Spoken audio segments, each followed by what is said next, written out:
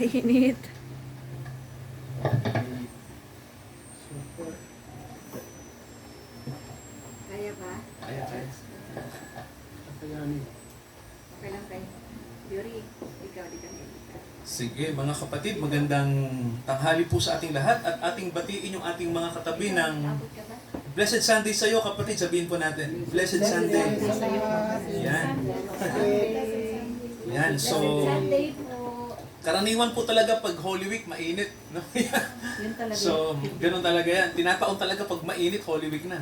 So, mga kapatid, yung atin pong gawain po, mula po ngayon na Palm Sunday sa tradition ng mga church, pero triumphal entry ni Jesus sa Jerusalem, at sa Good Friday po, Biyernes Santo, ang ating pong venue ay dito po sa Palmera, no? Dito po sa mga tahanan ng Tita Virgie, nila Tita Luz, yung bahay po nila Tita Luz, yung White House. No? Doon po tayo mag-i-spend ng Good Friday po natin. So, 3:00 po. So, sa mga pupunta mga kapatid, okay lang po ba magdala tayo ng merienda? Kahit ano yung pwede nating dalhin, no? Sa Good Friday po. Yan. At ganun din po, sa Easter Sunday, dito na po tayo. Yan. Anong oras eh? Good Friday po, 3:00 tayo, para hindi nag-aanong kainitan. Isis, At maaga yan. Easter Sunday, anong oras po? Ano pong gusto niyong oras po? Linggo ng pagkabuhay, mga kapatid. Alas 5, yun, alas 6. Wow, 6:00. Wala na pong apila, 6:00 daw po. May apila pa po. Sir, 6:00. Easter, 7. Hindi ko masabi. Basta habol ako. Okay po. O sige po, ate, 7 na kayo? Nagko-concede na kayo?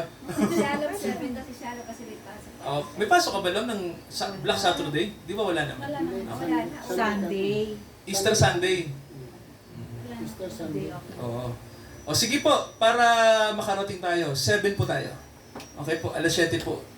Easter Sunday po natin. So, Sure na yun, love, sa Palmera? Sa Eh, Friday? alam na ni tita. Tinatanong ako kung ilan daw tayo kasi hindi ko alam kung anong ihanda eh. Baka kung anong, baka litsong puto, mga ganun. Hindi natin alam. So pag-pray natin mga kapatid, no? Sure na yun, mahal. Kaya lang, mga kapatid, no, yung lugar na yon, ano po kasi yon, baka sa labas tayo, doon, no? Maganda naman yung sa Presko.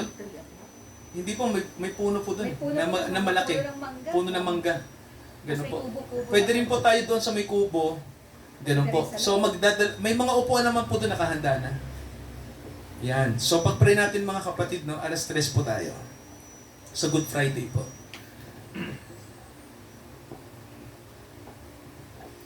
So tayo po manalangin muli mga kapatid. Sandali lang po. No? Tayo po ay idulog po natin sa Diyos ang ating pong salita. Dakilang Ama, ang inyong salita po ay mahalaga sa tanghaling ito. Marami po ang nasa church dahil sa tradition, pero dapat po lagi kaming nagbabasa at nakikinig ng inyong salita. Dahil Ama, hindi kami tinakda sa tradisyon ng relihiyon. Itinakda nyo ang inyong mga anak para manatili kami sa liwanag nyo. Kaya sa araw na ito, dakilang Diyos, nawa buksan niyo po ang aming unawa sa ginawa ng inyong anak para sa aming kapakanan at para sa aming kaligtasan. Ngayong araw na ito, dakilang Ama, samahan niyo kami at sa aming mga activities po ngayong Holy Week. Sa ibang lugar, ganun din po dito sa Bulacan, Caloocan, samahan niyo kami, O Diyos, sapagkat kayo po ang dahilan kung bakit may ganitong commemoration. May ginawa kayong event na napakaganda. Isang event na hindi namin makakalimutan. Doon sa Israel nangyari, dakilang Ama, 2,000 taon na ang nakalilipas. Dakilang Diyos, nawa po, aming Ama sa langit, makita namin ang ginawa ng inyong anak. At ang ginawa ng inyong anak ay maibahagi po sa amin ng Espiritu nyo. ito ang mahalaga na kami ay maging kabahagi ng ginawa ng inyong anak. Samahan niyo kami sa araw na to, O Diyos. Buksan niyo po ang aming unawa sa inyong mga salita. Patawarin niyo kami sa aming mga pagkakasala sa inyo. Linisin kami ng banal na dugo. Pakabanalin kami, pakasakdalin kami. Naway maging ganap kami sa inyong harapan sa bawat araw ng aming mga buhay. Sa bawat kasalanan, ihingi namin ng tawad, magpakumbaba kami upang mabigyang lugod namin kayo sa bawat paghinga namin sa mundong ito. Dakilang Ama, papalapit na po ang pagdating ng inyong anak. Nandito na ang kanyang presence. Kaya nawa po, lagi kaming handa dahil kailangan bago dumating ang lalaking ikakasal, ay handa na ang pakakasalan. At ang Espiritu niyo po'y nag-uumapaw. Kaming lahat naway matuwa sa darating na tinatawag na kasalan sa langit. Dakilang Ama, ang event na ito ay nandito na sa panahon namin. Kaya nawa magala kami, magsaya kaming totoo, sapagkat maghahari na ang inyong anak sa mundong ito. Nawa po, nakahanda kami sa darating na mga mangyayari po sa hinaharap. Ito ang aming panalangin sa pangalan ni Jesus. Lahat po tayo magsabi ng Amen. Amen. Mga kapatid, buksan natin ang ating mga Bible sa Lucas chapter 19. Lucas chapter 19. At ito po ang nakasulat, mga kapatid, dito po sa verse 35. At kanilang dinala kay Jesus at inilagay nila ang kanilang mga damit sa ibabaw ng batang asno at isinakay nila si Jesus sa ibabaw nun. Samantalang siya'y lumalakad, ay inilalatag nila ang kanilang mga damit sa daan. At nang nalalapit siya sa libis ng bundok ng mga olivo, ang buong karamihan ng mga alagad ay nagpasimulang mga katuwa, nangagpuri sa Diyos ng malakas na tinig dahil sa lahat ng mga gawang makapangyarihan na kanilang nakita. Na sinasabi, mapalad ang hari na pumaparito sa pangalan ng Panginoon. Kapayapaan sa langit, kaluwalhatian sa kataas-taasan. Ilan sa mga Fariseo mula sa karamihan ay nagsabi sa kanya, Guro, sawayin mo ang iyong mga alagad. Sumagot siya at nagsabi, sinasabi ko sa inyo na kung hindi magsisiimik ang mga ito, ang mga bato ang sisigaw. At nang malapit na siya, nakita niya ang bayan at ito'y kanyang tinangisan na sinasabi, kung sa araw na ito ay nakilala mo sana sa iyong sarili ang mga bagay na nauukol sa iyong kapayapaan.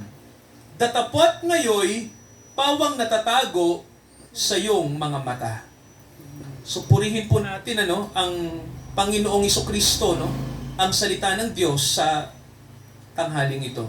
Mga kapatid, muli batiin natin yung mga katabi natin, sabihin natin, God bless you. Sabihin po natin, God bless you. Ayan. God bless. At alam niyo po, blessing ang pagdating ni Jesus sa mundo. Amen po ba? Amen. So, blessing kasi, mga kapatid, dahil sa blessing na dumating sa atin, talagang sabi nga po natin may sinabi sa Romans 8, mga kapatid, na napakahalagang malaman natin ang sabi, higit pa tayo sa mga nagtagumpay. Amen po ba, no? Kapag tayo po ay welcome natin si Jesus sa ating buhay, no? Sabi ng Bible sa atin ay we are more than conquerors. Naniniwala po ba kayo ron? Yes, mga kapatid, ako po, lubos akong naniniwala. Dito po, sa ating binasa, mapapansin natin na mayroon pong tinupad na hula ang ating Panginoong Jesucristo. Ano yung hula na yon? Yung pagdating ng Mesaya. So, mga kapatid, maganda tawagin natin ang linggo na to na hindi ito linggo ng palaspas. Ito'y triumphal entry. Sabihin nyo nga po, triumphal entry. Ayan, So, ang triumphal entry, ibig sabihin po, nang pumasok si Jesus sa ang city po, anong lungsod? Jerusalem, Ang Jerusalem, mga kapatid, para alam nyo, nandyan pa rin siya ngayon, Nakikita nyo po ba sa Israel yung view ng Jerusalem, Yung Mount of Olives, makikita rin natin yun, sa tabi ng Jerusalem.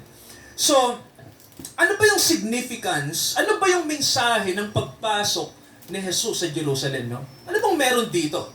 Well, mga kapatid, gusto kong malaman nyo, no, may hula ang mga propeta tungkol sa pagdating ng Mesaya, no? Na siya ay papasok sa Jerusalem, pero siya'y nakasakay sa isang asno. Eto, no? Basahin natin yung nakasulat sa Zechariah. Okay, dito po sa aklat ni Propeta Zacarias, chapter 9. So, eto mga kapatid, no, alam ito ng bansang Israel na may darating na Mesaya sa kanila na ipapadala ng Diyos. At itong haring ito na tinatawag nila na nakasakay sa asno, ito ang magbibigay ng kapayapaan sa buong sanlibutan. Zechariah chapter 9 verse 1. Okay, tingnan niyo po, no, yung sabi rito ni Propeta Zechariah. Sabi rito, ang hula na salita ng Panginoon, okay, chapter 9, I'm sorry po, verse 9. Okay, chapter 9 verse 9. Okay, ito sabi, ito nakasulat, "Magalak kang mainam, o anak na babae ng Zion." So ano bang Zion? Ito yung bundok na kinatatayuan ng Jerusalem, no? Yung hill, ang tawag doon ay Zion. Ngayon, dito sa burol ng Zion, dito itinayo ang Jerusalem. Sabi rito, "Anak na babae ng Zion, magalak ka, humiyaw ka, o anak na babae ng Jerusalem. Narito, ang iyong hari ay naparirito sa iyo."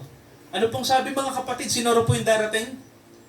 Hari, no? Okay, karaniwan sa hari ay small k. Pero yung haring nakalagay dito ay, ano po? Big K. Napansin niyo po, no? Malaking king, sir, no? Sino kaya tong malaking haring to, no? Malaki, oh, hindi maliit eh. Oh, special na hari, no? Big K eh, no? Capital K. Sabi rito, itong haring ito ay paririto sa iyo. Siya'y ganap at may pagliligtas. Ibig sabihin, ito yung hinihintay natin. Amen po ba? Sabi rito, He is just and having salvation. Ano pong ibig sabihin ng just? Ano po sa Tagalog yan? Ganap. Sabihin nyo nga po, matuwid. Yan. Ang ibig sabihin din ng just ay matuwid. No? Gusto nyo po ba ng matuwid na hari? Amen. Gusto nyo po ba ng matuwid na politiko, sir? Natural. Di ba, no? Kasi mga kapatid, sabi ng Bible sa atin, eto yung hinihintay natin na magdadala ng kasaganaan sa mundo. Kasi yung mga politiko, pag nangangako, alam natin, mababali yan, sir. Eh. Tulad ng sinabi nyo kanina. Oh, ang kailangan natin ay matuwid na hari. Tama po ba? Isang matuwid na gobernador. Sabi nga ng Bible, sir, prinsipe ng kapayapaan. Amen po ba? No? Pangulo ng kapayapaan. Ibig sabihin, hindi pa pala mangyayari, sir, yung pag-unlad ng mga bansa sa mga nakaupo pa ngayon, no? Mayroon pa future event, no? Naniniwala po ba kayo, mga kapatid, na pag umupo na si Jesus, magkakaroon ng worldwide peace? Yes. Naniniwala ako doon, mga kapatid, na itong sabi ng Bible, no? Kaya hindi lang siya naka-base sa Israel, siya ay naka-base sa buong mundo. Sabi rito, pero ang kakaiba rito, tingnan niyo po mga kapatid, ang sabi, lowly. Nakita niyo po? Siya'y mababa. Ano? Sabi rito, no? Siya'y mapagmababa. Sabi niyo nga mga kapatid, humility. So, itong haring ito, hindi siya mataas. Tama ho ba? Mababa. Humble siya. At ang sabi ng Bible, saan siya nakasakay? Nakasakay sa isang asno. Grabe, ano? Sino kaya yan? Ito po bang event na ito ay nangyari na po ba? Nangyari na mga kapatid. Saan po nangyari yan? Nang pumasok sino po? Tama. Nang pumasok sa Jerusalem ang Panginoong Hesukristo. Kaya lang mga kapatid, alam natin na pagpasok niya sa Jerusalem, nagkaroon ng gap. Sabihin nyo nga po gap. Ibig sabihin mga kapatid, pagitan, no? Kasi, nang mangyari ito, may karugtong yung verse 10 eh. Basahin natin mga kapatid, no? Ano na bang mangyayari pag umupo na ang hari na ito na mababa? Pansinin niyo ang sabi ng Bible, "Aking ihihiwalay ang karo mula sa Ephraim." Ibig sabihin po ng chariot, symbolism ng gera, pakikipagdigma. May tanong po ako, ang Israel po ba ngayon nasa gera pa rin? Yes. Darating ang panahon, mawawala ang karo sa Ephraim. Ang Ephraim, simbolo ng Israel. Ang kabayo mula sa Jerusalem, ihihiwalay na rin. symbolism kasi, ang kabayo po kasi, simbolo siya ng pakikipaggera. Sabi ng Bible, at ang mga busog, yung mga ano, sir? No? Yung mga ginagamit sa, ano, no? Pana. Sabi rito, mapuputol. No? Ibig sabihin, mawawala ang gera sa Middle East. Naniniwala po ba kayo? Yes, no? Sabi ng hula. At ang sabi, siya'y magsasalita ng kapayapaan sa mga, saan po? Sa mga bansa. Malapit na pong mangyari yan. Mga kapatid, no? Sabi ng Bible, no? Magsasalita siya ng kapayapaan sa mga bansa. Ito ang ayaw mangyari ng dyablo. No? Kaya sir, magpapalitaw siya ng Antikristo eh. At magdedeklara din ng peace. Kaya lang, anong klaseng peace yun? Mga kapatid, no? False peace. Sabi rito, ang kanyang kapangyarihan ay ano po?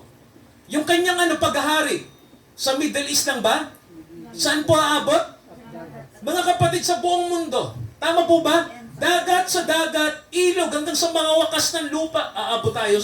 Aabot hanggang dito sa Far East. So mga kapatid, matindi ang mangyayari sa hinaharap. No? Pag umupo na ang hari na ito. Kaya lang, wala pa itong verse 10, hindi pa nangyayari. Tama ho ba? Ang nangyari lang yung verse 9. Amen ba mga kapatid? No? So, nagkaroon ng gap kasi doon sa gap na yon, may sinabi ang Panginoon natin. Ang sabi niya, basahin natin yung prophecy niya, no, sa sarili niya. Mateo 16. Ito po, Mateo 16. At basahin po natin yung... basahin po natin yung nakasulat sa Mateo 16 verse 20. Okay. Gusto ko mga kapatid, no, na makita nyo to, no, na alam nyo po, no, ang Panginoon natin nasa lupa, no? Hindi po niya binubulalas na siya ang Mesiyas, no? Na siya ang haring hinihintay. Hindi niya po yung sinasabi, no? Ang pagkakilala sa kanya ng mga tao, propeta siya. Hindi pa siya hari. Mga kapatid, no? So, kasi ang totoo nun, nakaka-embarrass yun eh. Bakit? Kasi may haring nakaupo. Sino po? Sino po bang hari noon? Si Herodes. May gobernador na nakaupo. Sino po ba yung gobernador noon? Si Pilato. No? Mayroon pa sir, tinatawag tayo na Caesar, tama po ba, ng Roma. So marami ng haring nandun, ano? Hindi na siya pwedeng pumapel pa, no? May mga nakaupo eh. Kaya ang tawag sa kanya propeta. Pero isang araw po, nagulat ang mga alagad. Tama ho ba? Kasi nang ang Panginoon ay mag-iba. Ang Panginoong Jesucristo, nung nag-iba yung kanyang figura, yung tinatawag natin na anong tawag dito? Yung sinasabi na nakita na nila Pedro yung totoong anyo ni Jesus sa isang bundok, no? Yung tinatawag na transfiguration.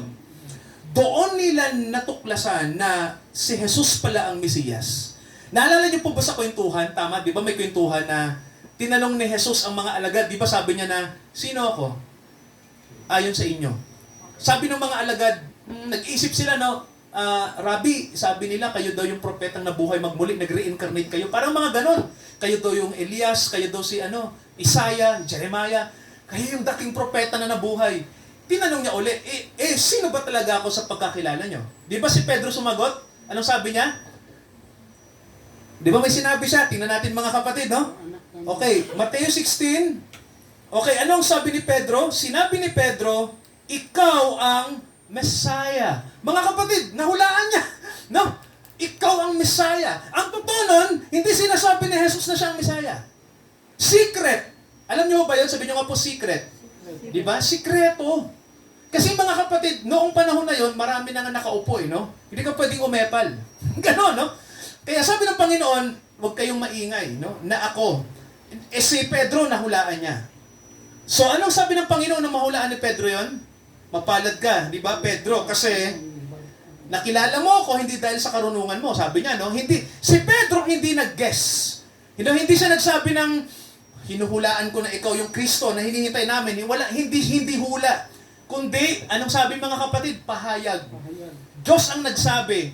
Na ang sabi ng Diyos kay Pedro, Pedro, yung kasama mo, yan ang anak ko. Ano? Yan ang kumakatawan sa akin. Sinabi ng Diyos sa kanya personal. Mga kapatid, hallelujah. Amen po ba, no? Naniniwala po ba kayo ang Diyos nagpapahayag sa mga tao na hinahanap ang katuwiran niya? Yes, mga kapatid, no? Ang totoo nun, ang Diyos nagpapahayag sa bawat individual, no, na hinahanap siya. Di ba sabi nga sa Hebrews 11, may nakasulat na nalulugod ang Diyos sa mga humahanap sa Kanya ng may pananampalataya. Amen po ba? No, kaya mga kapatid, no, tandaan niyo po ito, no? Tandaan niyo, no? Nagpapahayag ang Diyos hanggang ngayon. Amen po ba? Kung paano ang Diyos nagsabi kay Pedro, ganun din sa atin. No? Kaya pag tinanong sa atin sino si Jesus, maganda mga kapatid, huwag tayong mag-guess. No? Sabihin natin, Panginoong Diyos, sabihin niyo po sa akin, ang Panginoong Jesucristo po ba sa panahon namin, sino siya ngayon? At sasabihin ng Diyos sa atin kung sino siya. Amen po ba, no? Alam niyo po, maraming katangian si Jesus, lalo na po sa panahon natin. Amen po ba? Di ba may tawag sa Panginoon, siya ang Alpha at, ano yung huli? Omega. So mga kapatid, no, sabi rito ng Panginoon sa atin, pansinin niyo po yung sabi niya sa verse 21, nang makilala siya na yung Messiah. Sabi ng Panginoon dito, mula ng panahong yon, nagpasimulang ipinakilala ni Jesus sa kanyang mga alagad na ito na yung sikretong binuking niya. Hindi naman talaga niya dapat sabihin to, pero nalaman Nalaman na ng mga alagad niya, no? Kaya kailangan sabihin ng Panginoon, no, yung kanyang intent. Sabi niya rito, kinakailangan siyang pumaroon saan? Tama. Kailangan niyang pumasok sa Jerusalem at anong kasunod? Yun ang malupit. Magbabata siya ng maraming bagay. Ibig sabihin mga kapatid, magsasuffer siya. No, hinulaan, no? Suffer many things. Hindi lang siya magsasuffer ng one time. Ilang suffering po? Ilan daw? Marami. Mga kapatid, no? Grabe yung dadaanan ng Panginoon na pagsubok na yon. Sabi rito nakalagay, at sino ba yung magpapahirap sa kanya? Anong sabi niya? Sino-sino yung mga yan? Mga kapatid, anong mapapansin nyo? Yung mga elders, yung mga high priests, yung mga scribes. Sino-sino ba yung mga yan? Elders, high priests, scribes. Sino-sino yan? Mga church workers. Mga church leaders. Mga kapatid, mga nasa religious sector. Di ba, no? So kung titingnan nyo, ang papatay sa kanya ay yung mga nasa relihiyon. At anong sabi ng Bible? Siya'y papatayin. At anong hula ng Panginoon? Kung siya'y papatayin? Kanino galing ang prophecy na siya nasa ikatlong araw babangon siya? Kanino rin po galing? Kanino rin galing ang pahula? Sa Panginoon din mismo sa kanyang bibig, no? And then mga kapatid, eto ang plano ng Diyos sa kanya. Amen po ba, no? Eto ang plano. Na kapag pumasok na siya sa Jerusalem, pagkaraan ng ilang araw, papatay na siya. So mga kapatid, no, alam ng Panginoon na ganun ang mangyayari. So, anong reaction ni Pedro? Tingnan niyo po. Anong reaction ni Pedro? O, basahin natin, verse 22. Tingnan natin. At isinama siya ni Pedro, hindi pala natuwa si Pedro. Nang sabihin ng Panginoon na pagpasok niya sa Jerusalem, magsasuffer siya ng maraming bagay, papatayin siya at mabubuhay ng ikatlong araw, hindi natuwa si Pedro. Sabi ni Pedro, Panginoon, anong sabi niya? Hindi mangyari ito. Wag nawa. No, wag. Sabi niya. Mga kapatid, alam natin no, na bilang tao, okay, naniniwala po ba kayo sa success? Mga kapatid? Yes. Hello, naniniwala po ba kayo sa success? Amen. Tingin ni Pedro, hindi to success. Failure yan. Tama ho ba? Kasi, unang-una, kinikilala nila si Jesus na kanilang leader. Amen po ba? Si Jesus ay kanilang tigapagturo, rabbi. At si Jesus, sir, for the first time kay Peter, hindi lang siya propeta, hindi lang siya rabbi. Anong sabi ng Diyos? Sino raw si Jesus? Messiah. Siya ang Messiah. Kaya mga kapatid, natuwa si Pedro no? Kaya nang makita niya na ang Messiah dadaan sa suffering, sabi niya, wag, teka lang, Messiah kayo, bakit dadaan? Pero, alam niyo po, yung concern ni Pedro ay mali. Nakikinig po ba? Nakikinig mga kapatid, no? May concern tayo bilang tao. Pero maaaring yung concern natin ay hindi sa Diyos. Tama ho ba? Kasi ang gusto ng Diyos, daanan ng kanyang anak ang suffering. Nakikinig po ba? So mga kapatid, may tanong ako sa inyo. Ang suffering po ba sa atin, negative or positive? Sige po, pakisagot. Negative po ba ang suffering or positive? Negative. No? Parehas sa sagot, no? Negative at positive, no? Sabi ng Bible sa atin, ang Panginoon, nirebuke niya si Peter. Tama ho ba? Kasi, nakita ng Panginoon na hindi na si Pedro to, kundi yung isa. Tama ho ba? May gustong pumigil sa suffering na ito. Tama ho ba? Sino po ba yung personahe na gustong pigilan ang kaligtasan ng tao? Sino po ba? Kilala niyo po ba siya? Ang Diablo. Mga kapatid, no? Di ba? Ang Diablo. No? Ayaw niya na may mangyaring suffering. Kasi pag nangyari yun, sir, anong mangyari? Anong mangyari sa kanya? Mga kapatid, no? Darating na yung hula na sinabi sa Genesis 3. Di ba nung sabi doon, mga kapatid ng Bible? Di ba ang sabi, di ba may sinabi ang Diyos na ang binhi ng babae at ang binhi ng ahas ay maglalaban? Di ba may hula eh? No, ang binhi ng ahas tutuklawin. Tama ho ba? Yung sakong ng ano po? Ng binhi ng babae, no? Di ba? Pero nakasulat din po, mga kapatid, no? Na yung paa, no? Aapakan yung ulo. Napansin niyo po yun, yung hula na yun, mga kapatid, no? Yung prophecy na yun. So, mga kapatid, no? Tingnan natin, ano? Tingnan natin yung sinabi ng Panginoon kay Pedro. Sabi niya, lumagay ka sa likuran ko, ikaw ay katitisuran sa akin, no? Sabi ng Panginoon, sapagkat, anong sabi ng Panginoon? Hindi mo iniisip ang mga bagay ng Diyos, kundi ano lang pong iniisip ni Pedro, mga kapatid? Ang mga bagay ng tao. Okay, may tanong ako sa inyo, no? Si Pedro po ba nung una nakatanggap ng pahayag sa Diyos? Okay. Yung ikalawa, kaninong pahayag din natanggap niya? Kanino na? So mga kapatid, no, hindi lahat ng naririnig natin ay, ano po? Galing sa Diyos. Kaya, kailangan mga kapatid, unawa. Tama po ba? Kasi ang Panginoon, sinisi niya ang Israel na hindi siya nakilala. Alam niyo kung bakit? Tingnan niyo po Sabihin niyo nga po, unawa. Okay. Puntahan niyo ulit yung Lucas 19. Anong napansin niyo dito? Okay. Tingnan niyo mga kapatid nang pumasok na si Jesus sa Jerusalem, anong sabi ng verse 42? O, tingnan niyo to Okay. Okay. Lucas 19 verse 42. Okay. Anong napapansin niyo dyan?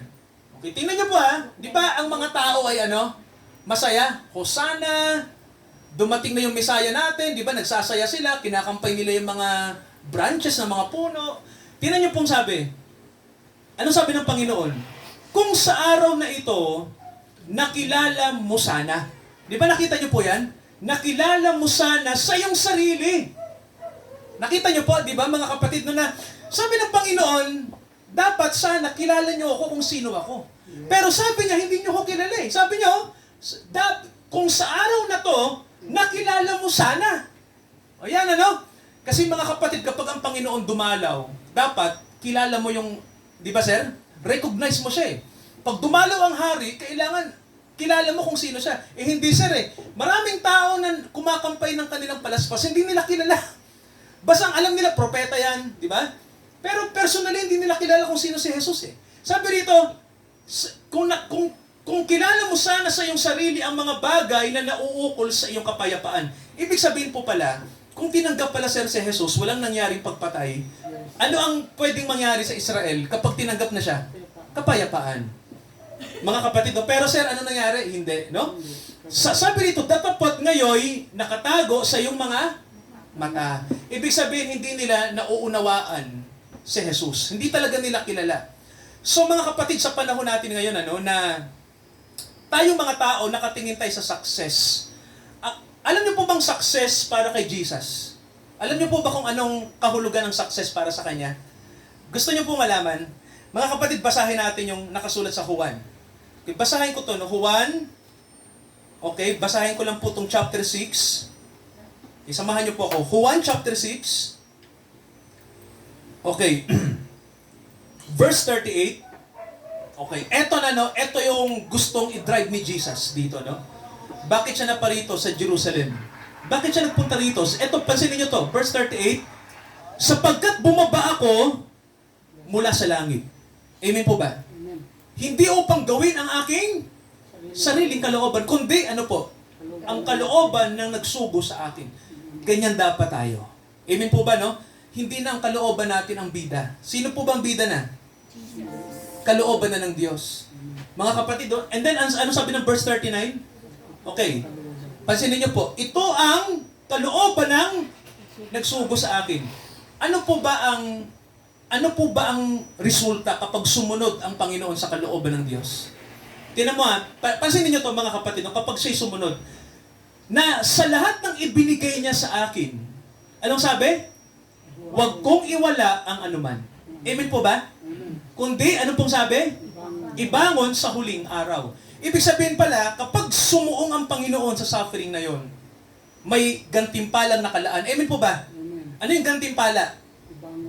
Tama. Ang gantimpala, mga kapatid, magkakaroon ang anak ng Diyos ng mga kapatid na ililigtas.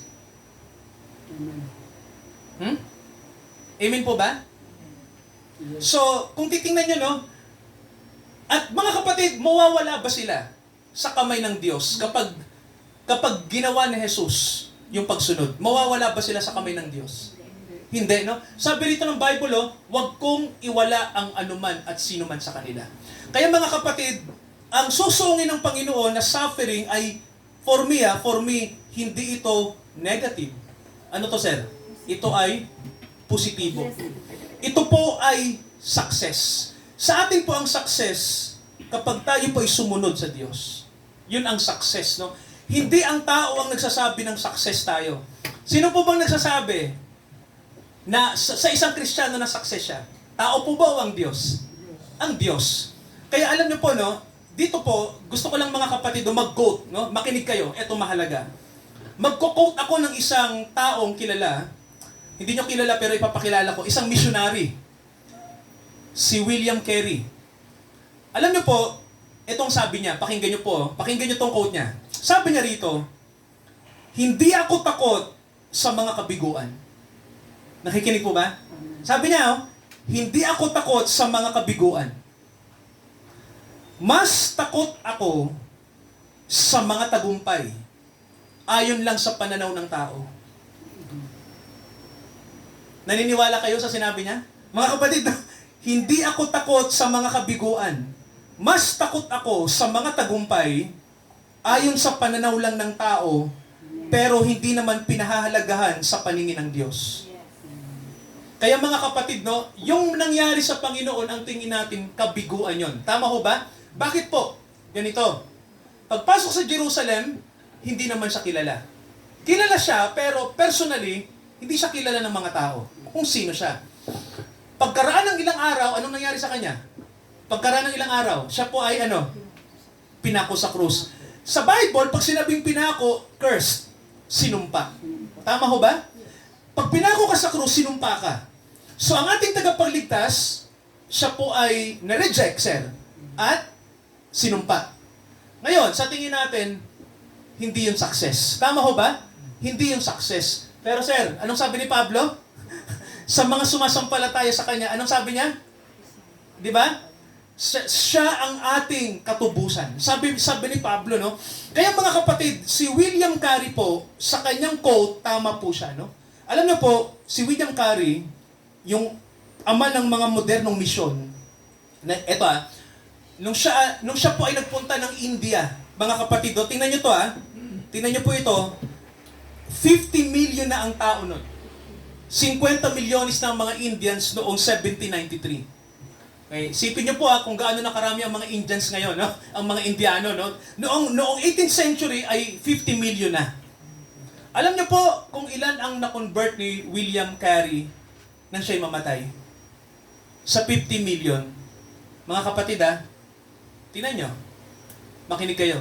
700. 700. Alam niyo po ang 700, kung ihahambing niyo sa 50 million, wala pang 0.1%. Nakikinig po ba? Ganun ka konti. Mga kapatid, itong taong to, tingnan niyo po si William Carey po, ay tigasunod ni Jesus.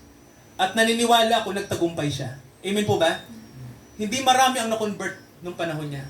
Pero nagtagumpay siya. Siya ang nagbigay ng daan para ang mga church ay mag-send ng mga missionary sa buong mundo. Mga kapatid, isang kaluluwa lang ang maihatid natin sa Panginoon. Mga kapatid, isang kaluluwa ang ating maakay.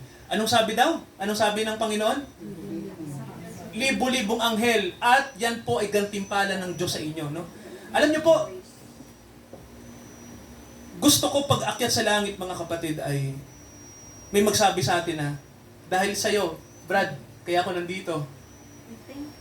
Thank you. Ginamit ka ng Diyos, ginamit ka ng Panginoon. Alam niyo po, ganon dapat tayo, mga kapatid, no? Si Jesus, ganon din. Alam niya na magpipail siya sa tingin niya, pero hindi siya magpipail, di ba? Kasi sabi niya, sa kanyang sabi, huwag kong iwawala ang sino man maniniwala sa akin ng mga tao. Mga kapatid, sa araw na to, sa triumphal entry ni Jesus, tayo din ay magtagumpay. Amen po ba? No? Huwag tayong susuko. Yun lang yun, ano? Sapagkat ang Panginoon po ang magbibigay ng tagumpay sa atin. Amen po ba? Ay sabihin nyo sa katabi nyo, you are more than conqueror. Sabihin nyo po, higit ka pa sa nagtagumpay. Sabihin nyo po, higit ka pa sa nagtagumpay. No? So mga kapatid, go lang ng go. Higit ka pa sa nagtagumpay. Higit pa. No? Ganun katindi ang biyaya po sa atin. Let us pray, mga kapatid. No? Ngayong Palm Sunday, triumphal entry ni Jesus, nawa makapag-reflect tayo ngayong Holy Week sa kagandahang loob ng Diyos sa atin. Ama, samahan niyo kami sa araw na to. Pagpalain niyo po kami. Nanawa po itong sinabi ng Biblia sa amin tungkol sa pagpasok ni Jesus sa Jerusalem. Ang mensahe nito ay para iligtas ang mga makasalanan. Isa kami doon, Ama. Nagtagumpay ang anak nyo kahit siya po'y itinakwil sapagkat sumunod po siya sa kalooban nyo. Ang issue dito, Ama, ay sumunod ang anak nyo sa inyo. Dahil kayo po ang bahala sa inyong anak. Ama, kami din, sa buhay namin madalas, sinusunod namin ang aming instinct, sinusunod namin ang aming gusto, sinusunod namin ang aming kalooban, pero nagpi-fail kami. Lagi kaming failure. Pero Father, pag sinunod namin ang kalooban nyo, pag ginawa namin ang nais nyo, pag sumunod kami sa leading ng Holy Spirit, nakikita namin, anumang rejection, magtatagumpay ang inyong mga anak. Ama, nawa, manatili kami sa liwanag ng inyong tagumpay dahil may nanalo na. Dakilang Ama, sa araw na to, ngayong Holy Week, pasimula po ng Holy Week, samahan nyo kaming lahat sa pag-alala sa ginawa ng Panginoon namin sa krus ng Kalbaryo. At kung papaanong sa pamamagitan nito'y natubos ang marami. At nawa, Ama, magala kami dahil itong ginawa ng Panginoon, hindi ito panahon ng kalungkutan. Hindi ito panahon ng pagluha namin. Ito'y panahon ng kagalakan. Ito'y panahon ng katuwaan. Ito'y panahon ng great rejoicing. Totoo, sa mundong ito, dumadaan kami sa dusa, sa hirap, sa suffering. Pero Father, in the end, sinabi nyo na pagtagumpayan nyo na ang sanlibutan. Sa araw na to, Ama, nawa mamuhay kami na nagtagumpay na. Ang kini namin ang conquering na ginawa ni Jesus Christ. Sa araw na to, i-bless yung bawat kaluluwa na nawa po bilang tao, manatili kaming sumampalataya at magsisi sa lahat ng aming kasalanan. Hinahamon tayo ng Holy Spirit, mga kapatid, na tayo ay magbalik loob sa Kanya. Bumalik tayo sa Kanyang salita. Manatili tayo sa Kanyang salita. Mga kapatid, samahan tayo ng Holy Spirit sa buong linggong ito. In the name of the Lord Jesus Christ, lahat po tayo magsabi ng Amen. Amen. Praise God. Hallelujah. Mga kapatid, sa pagkakaloob po natin sa Panginoon, awitin po natin ang Seek ye first the kingdom of God and His righteousness.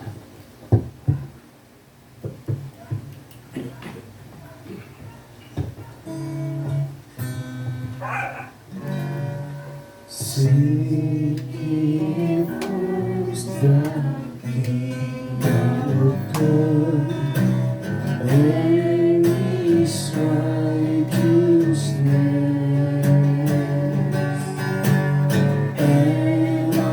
these things shall be added unto you. Hallelujah,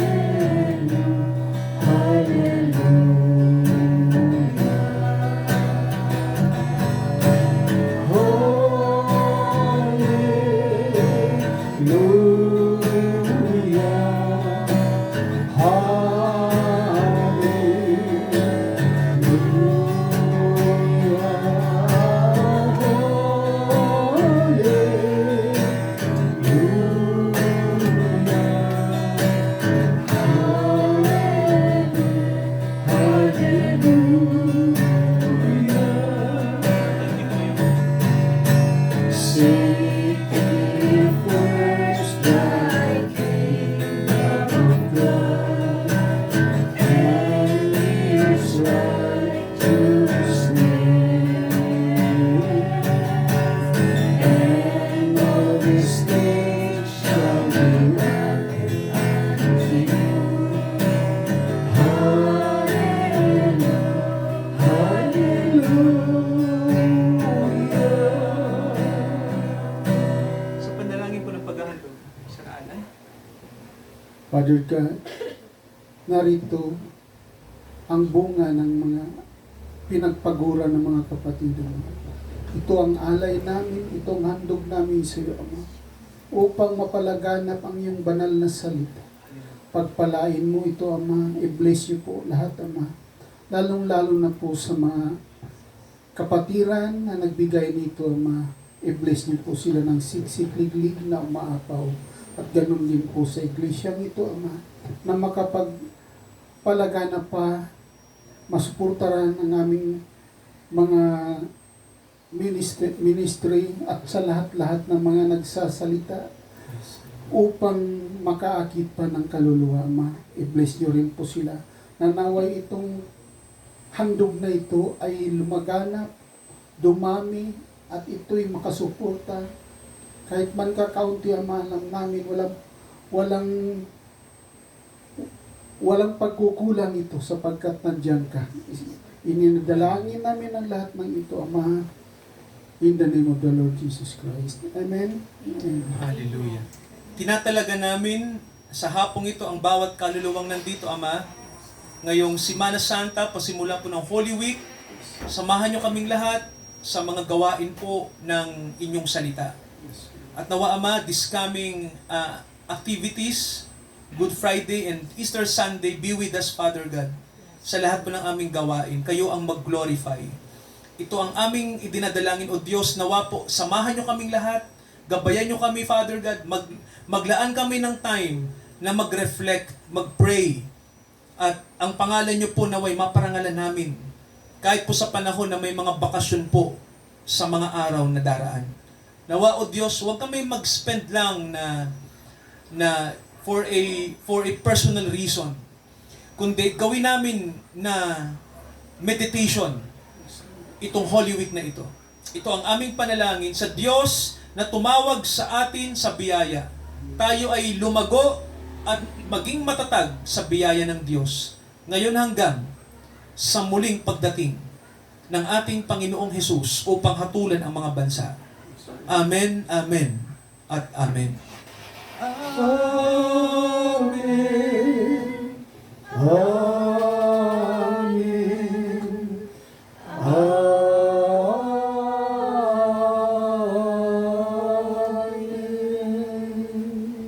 Puri ng Diyos. Mabiyayang Mabiyayang hapon po sa ating lahat. Magandang umaga Blessed po and sa good ating day. lahat. Blessed morning po. Morning